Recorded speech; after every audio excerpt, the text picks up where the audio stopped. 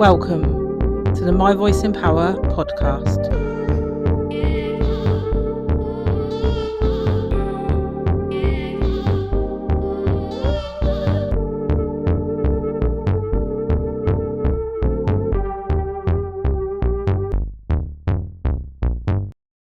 Hello and welcome back to the My Voice in Power podcast. I know I've been away for a while, but I'm back.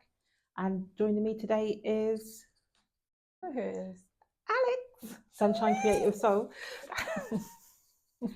And we are today talking about pain, as it is a common factor in our life and in so many other people's lives.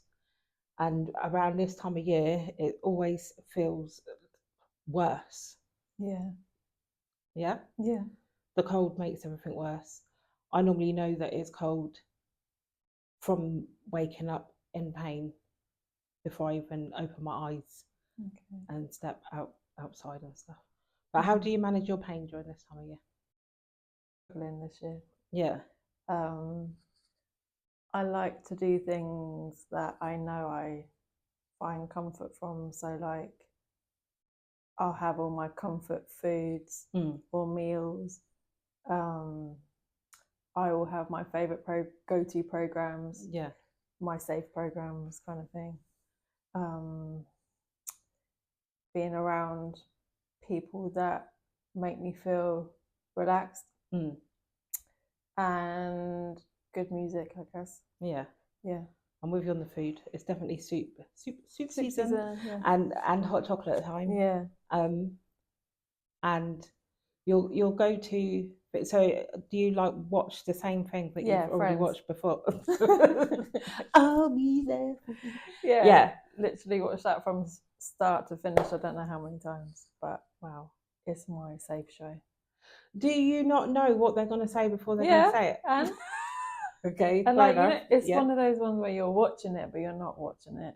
Yeah, and it can just be on in the background, and you can feel like I'm all right. Yeah, and I think that's the safety aspect of it, that you know what to expect. Yeah, and they said that's part of the psychology behind it. Yeah. You know nothing bad's gonna happen. And you know that the overall feel of the show is very positive. Yeah. So, and very you don't have to concentrate. So you can zone out. No, yeah.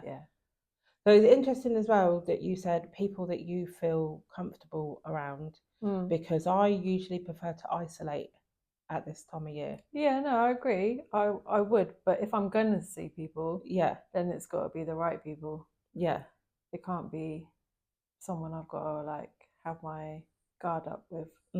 It's somebody who can help me relax. Yeah. Yeah. Yeah, I hear that. Yeah, I hear that. So one of the other things is, so I was saying I wake up. No, the pain wakes me up, so I know that it's cold outside. But what about the days when you wake up not in any pain, but you're expecting it? Yeah. Well, we both said the other day that when we wake up, we scan. Yeah. How do I feel? What's in pain? Do I feel sick? Do I feel tired? Do I need to go back to sleep? Do I need to wake up? Yeah. What's it like outside? You're scanning everything straight away. I don't know about you, but I am. Yeah. From the second. I think it depends how bad it is. So if I wake up in a flare, obviously I don't need to scan my body because obviously I know where it hurts. Yeah. I might sometimes scan on a lower pain day just to check if anything else is okay or not. But yeah, I think sometimes when you wake up without it, you're almost like, well, hold Something's on. Wrong. Yeah. Or what's going on? So even though nothing's wrong, something's wrong. Something's got to be wrong because you're so used to something. Yeah. But I think with the fibromyalgia for me though, it's got 200 symptoms. So even if I don't have pain, I have another thing from it that's going on in my body, like brain fog, and that seems to be worse at this time of year. And fatigue. Yeah. Well, we're having 2 naps a day at the moment. Yeah. It's really bad, but that it's not. I think people might look at our situations as not fun, but like it's just chill. You just rest. It's like you get to watch TV you all get to day, watch you get to do this, you TV, get be to in the do that. wall. Yeah. But it's really not, because we're both creative people, and I'm sure we'd rather be doing 100 other things. Yeah, definitely. Than being in bed or like trying to mask feelings and symptoms to go outside. Yeah. I don't want to be doing that. I want to be like on my A game and getting creative and making money. Yeah. But then what is it they say? If you don't rest, your body will make you. Yeah. If you don't if you don't take the time out, your body will make you anyway. Yeah. But I don't know, that kind of annoys me, because like I feel like if I rested every time I felt like I should, I wouldn't do anything. And it's knowing when to push through, right? Yeah. Like, and we both know that the days that we do push through, we will reap the benefits. Well, we call it benefits. It's not benefits. No, what's it? Reap what you sow, isn't Yeah. it? Yeah. We So it's like a will- struggle. The results will Yeah. be it could be the next day, or it could be the 2 One days later, right? Yeah. So it's not always like you see us out on a good day and then we'll be fine for the rest of the week. We probably won't, especially when it's like this outside. We're probably going to be paying for it for a couple of days. Yeah, definitely. I felt like that after we went out last week. So like, yeah, look at birthdays. Like, that's something you know you want to be out for, but was it worth it?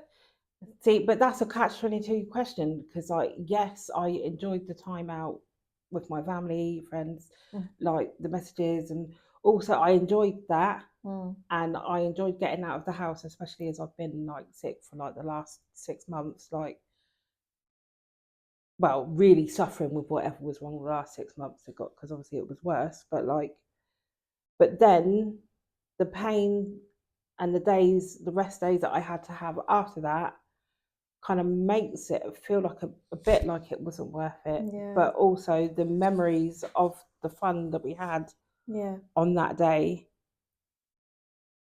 kind of like keep you going, like when you're like rested up like that, I think. Well, that's how I try to put a positive spin on it. Yeah. Like I said, it's knowing when to push through and do those days, and when you can handle it, and when you've got time to rest on the other side. Yeah. So, and then there's the taking care of things. So like, I feel like, especially with this new condition, whatever it is that nobody knows I have yet, like trying to manage things when nobody knows what is wrong is really frustrating and really annoying. And like, it is really, I think it's crazy, because like, we are one body made up of loads of different things. And in the health system, there's loads of different doctors for each different part of your body, but none of them join together like the body does. Yeah.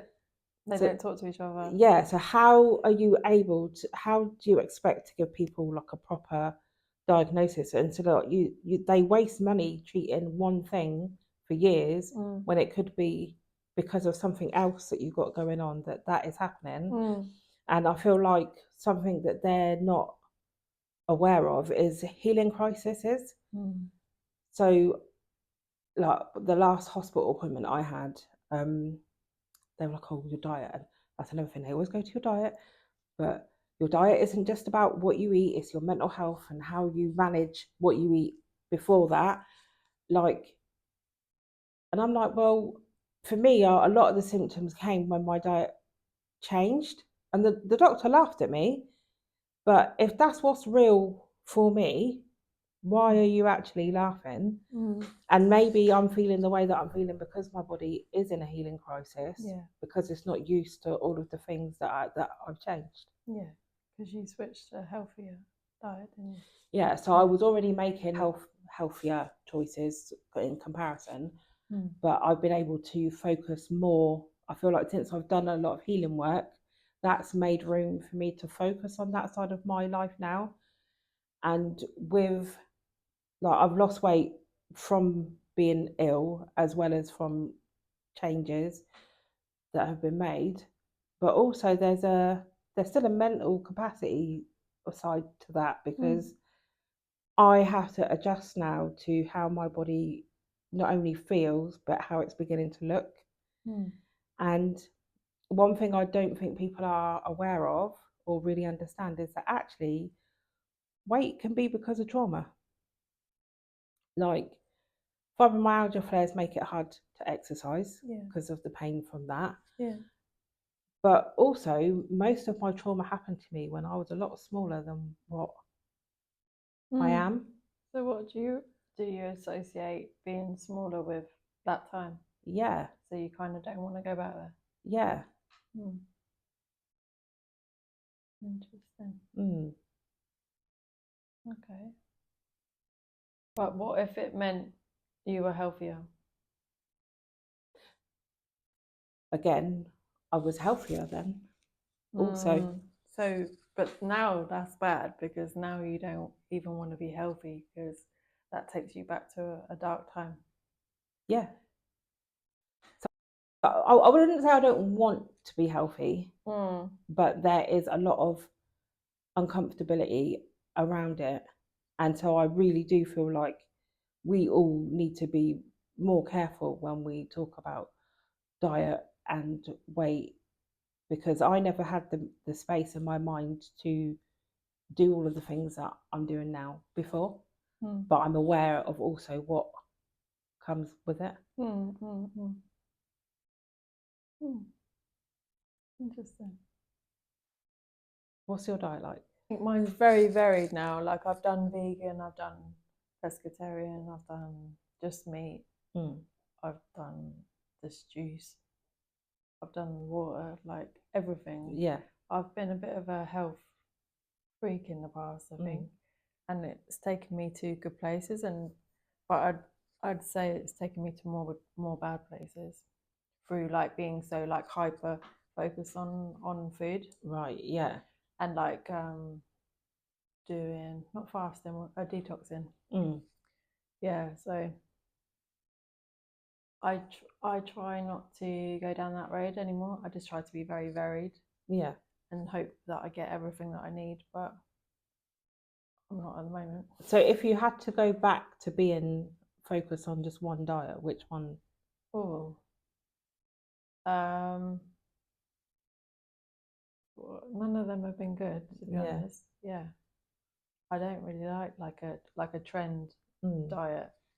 I think varied is the best, but I think everybody is different. Yeah. And everybody requires something different. So I wouldn't even say, even if something worked for me, I wouldn't say, oh yeah, you should. That's fair. Yeah, what's good for one is not necessarily good for something exactly. Someone else even. But yeah, and I think like I don't know. So I've got written here in my notes that, like, about your healthiness. Don't necessarily match, like being one way does not necessarily equal to the other way that you've been, like in terms of like time frames. So I spent quite a lot of my life being quite healthy in terms of eating, but everything else in my life was unhealthy. Yeah, so it kind of cancels it out. Yeah.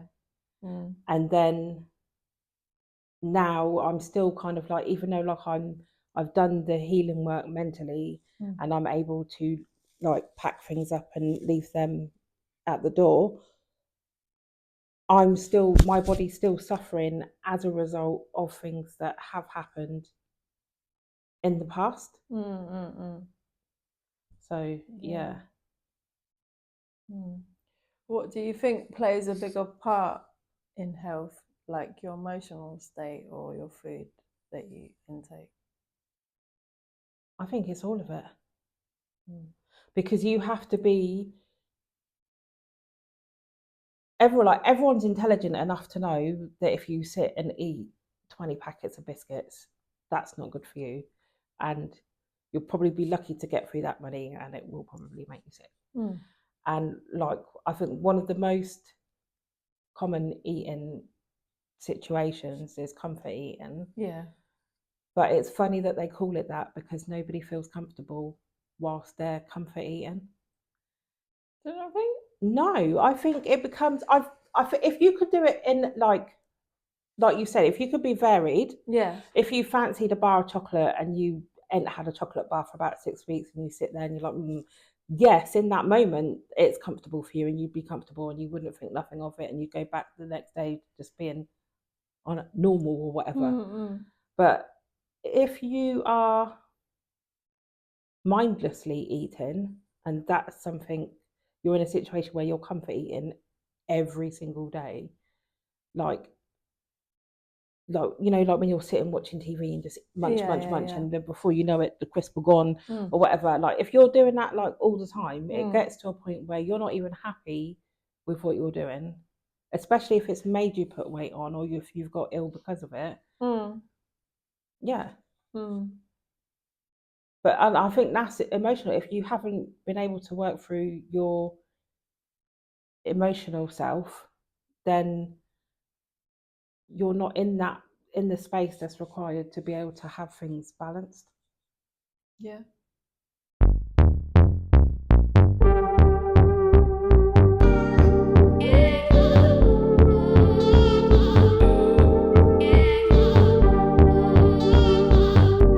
Thank you for watching and join us again